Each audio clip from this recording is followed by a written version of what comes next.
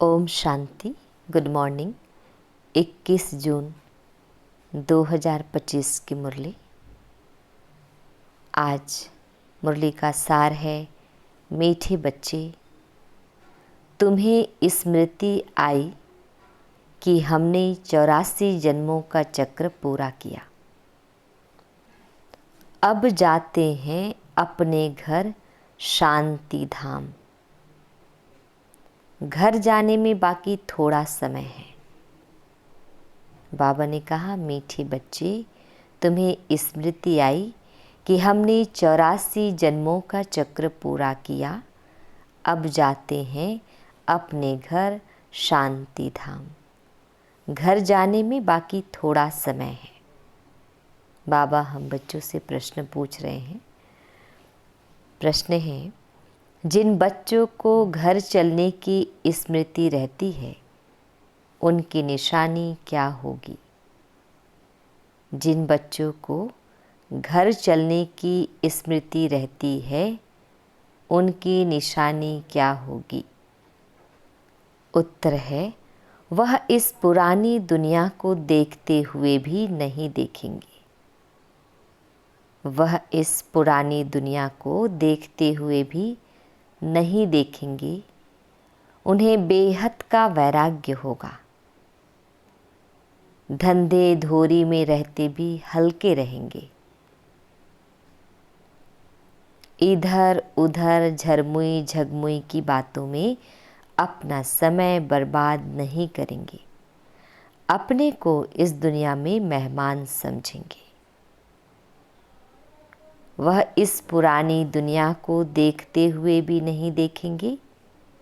उन्हें बेहद का वैराग्य होगा। धंधे धोरी में रहते भी हल्के रहेंगे।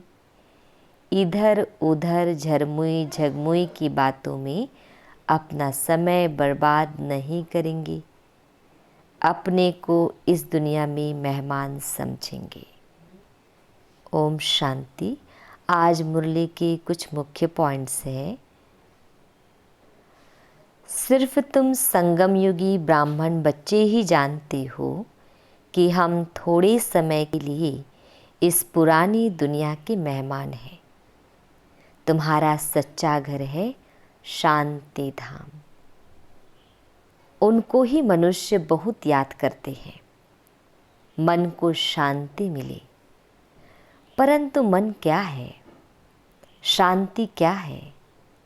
हमको मिलेगी कहाँ से? कुछ भी समझते नहीं है। बाबा कह रहे हैं, याद करना तो सहज है ना। कोई भी बूढ़े हो व जवान हो, यह तो याद कर सकते हो ना। तुम जानते हो हम आत्माएं हैं ही शांति धाम की निवासी। यहाँ हम पाठधारी बने हैं और कोई को यह पता नहीं कि हम पाठधारी कैसे हैं। तुम बच्चों को ही बाप आकर पढ़ाते हैं। कोटों में कोई पढ़ते हैं, सब तो नहीं पढ़ेंगे। तुम अभी कितने समझदार बनते हो। पहले बेसमझ थे। अभी तो देखो लड़ाई झगड़ा आदि कितना है। इनको क्या कहेंगे? हम आपस में भाई भाई हैं, वो भूल गए हैं। भाई भाई कभी खून करते हैं क्या? हाँ, खून करते भी हैं तो सिर्फ मिल्कियत के लिए। अभी तुम जानते हो हम सब एक बाप के बच्चे भाई भाई हैं। तुम प्रैक्टिकल में समझते हो। हम आत्माओं को बाबा आकर पढ़ाते हैं। 5000 वर्ष पहले मुआफिक हमको पढ़ाते हैं, क्योंकि वह ज्ञान का सागर है। इस पढ़ाई को और कोई भी नहीं जानते। यह भी तुम बच्चे जानते हो, बाप ही स्वर्ग का रचयिता है। सृष्टि को रचने वाला नहीं कहेंगे। सृष्टि तो अनादि है ही। स्वर्ग को रचने वाला कहेंगे। वहाँ और कोई खंड नहीं था। सतयुग में। यहाँ तो बहुत खंड है। कोई समय था जबकि एक ही धर्म था, एक ही खंड था। पीछे फिर वैरायटी धर्म आए हैं। तुम ही पुकारते हो हे पतित पावन, हमको सुखधाम में ले जाओ। कल की बात है। कल तुम पवित्र थे, आज अपवित्र बन पुकारते हो। आत्मा पतित हो गई है, आत्मा पुकारती है, बाबा आकर हमको फिर से पावन बनाओ। बाप कहते हैं अभी यह अंतिम जन्म पवित्र बनो, फिर तुम 21 जन्म के लिए बहुत सुखी हो जाएंगे। बाबा तो बहुत अच्छी बातें सुनाते हैं, बुरी चीज़ छुड़ाते हैं। तुम देवता थे ना, अब फिर बनना है। पवित्र बनो, कितना सहज है, कमाई बहुत भारी है। तुम बच्चों की बुद्धि में है, शिव बाबा आया है। तुम बच्चों की बुद्धि में है, शिव बाबा आया है। हर 5000 वर्ष बाद आते हैं। पुरानी दुनिया से नहीं होती है जरूर, यह कोई और बता ना सके सिवाय बाप के। अभी तुम बच्चे पापों से मुक्त होने का पुरुषार्थ करते हो। ध्यान रहे और कोई पाप ना हो जाए। देह अभिमान में आने से ही फिर और विकार आते हैं, जिससे पाप होता है। इसलिए भूतों को भगाना पड़ता है। इस दुनिया की कोई भी चीज में मोह ना हो। इस पुरानी दुनिया से वैराग्य हो। भल देखते हो पुराने घर में रहे पड़े हो, परंतु बुद्धि नई दुनिया में लगी हुई है। जब नए घर में जाएंगे तो नए को ही देखेंगे। जब तक यह पुराना घर खत्म हो तब तक आँखों से पुराने को देखते हुए याद नए को करना है। कोई भी ऐसा काम नहीं करना है जो फिर पछताना पड़े। आज फलाने को दुख दिया, यह पाप किया, बाबा से पूछ सकते हो बाबा यह पाप है? गुटखा क्यों खाना चाहिए? पूछेंगे नहीं तो गुटखा खाते रहेंगे। बाबा से पूछेंगे तो बाबा झट हल्का कर देंगे। तुम बहुत भारी हो, पापों का बोझा बड़ा भारी है। 21 जन्म फिर पापों से हल्के हो जाएंगे। जन्म जन्मांतर का सिर पर बोझा है। जितना याद में रहेंगे हल्के होते जाएंगे। खाद निकलती जाएगी और खुशी चढ़ जाएगी। नेक्स्ट पॉइंट है, तुम जब कर्मातीत अवस्था के समीप पहुंच जाएंगे तो तुमसे कोई भी विकर्म नहीं होंगे। तुम जब कर्मातीत अवस्था के समीप पहुंच जाएंगे तो तुमसे कोई भी विकर्म नहीं होंगे। अभी थोड़े थोड़े विकर्म हो जाते हैं। संपूर्ण कर्मातीत अवस्था अभी थोड़े ही बनी है। यह बाबा भी तुम्हारे साथ स्टूडेंट है। ब्रह्मा बाबा पढ़ाने वाला है शिव बाबा। नेक्स्ट पॉइंट है, यहाँ सिर्फ याद में रहना है। आत्मा तो अमर है, अकाल तख्त भी है। ऐसे नहीं कि अकाल मूर्त सिर्फ बाप है। बाबा कह रहे हैं आत्मा तो अमर है, अकाल तख्त भी है। ऐसे नहीं कि अकाल मूर्त सिर्फ बाप है, तुम भी अकाल मूर्त हो। अकाल मूर्त आत्मा का यह भ्रिकुटी तख्त है। जरूर भ्रिकुटी में ही बैठेंगे, पेट में थोड़े ही बैठेंगे। अभी तुम जानते हो हम अकाल मूर्त आत्मा का तख्त कहाँ है। इस भ्रिकुटी के बीच में हमारा तख्त है।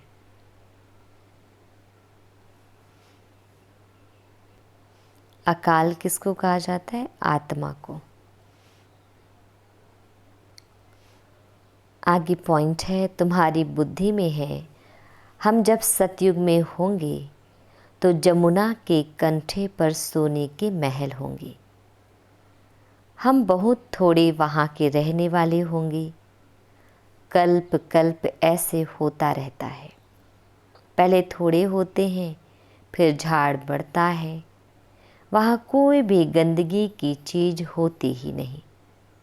यहाँ तो देखो, चिड़िया भी गंद करती रहती। वहाँ गंदगी की बात नहीं।